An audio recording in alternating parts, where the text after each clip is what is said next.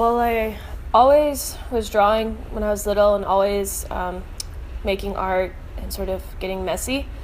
And in my undergrad, I sort of fumbled around for a little while and landed in a painting program.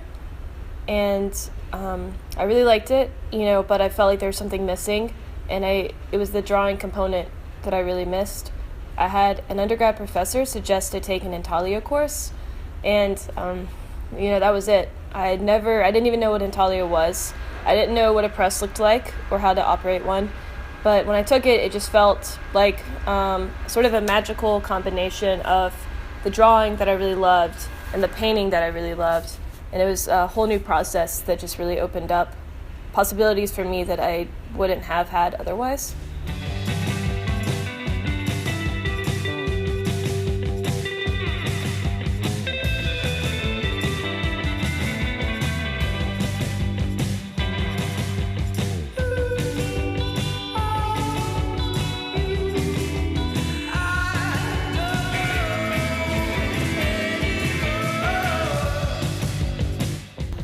With traditional printmaking, it's flat and it's on paper, but now that I'm using it as a tool and not necessarily as a single matrix, I can apply it to materials and I can apply it to three-dimensional objects. So there's a lot of, it's not restrictive in the way that maybe some other things might be, like some other techniques.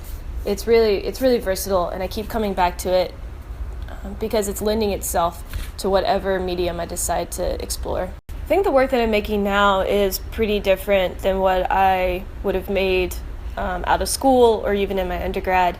The idea of an artist playing in their studio sometimes gets sort of overlooked or killed in an academic setting, and I'd say right now that I have brought in this, I've really embraced this idea of playing in my studio. So I've been printing on materials that are untraditional, and I've been collaging and painting again. So instead of just duplicating work or working on a single matrix, I've been painting a lot. I've been cutting up those prints and sort of putting them back together.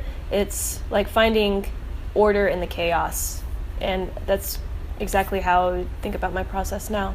Being an artist is really integral to my identity, and I've always been this way, and I can never imagine really doing anything else. So if I get super lucky after school, I would like to be a working artist. That would be like winning the jackpot, to be able to support myself doing things that I love.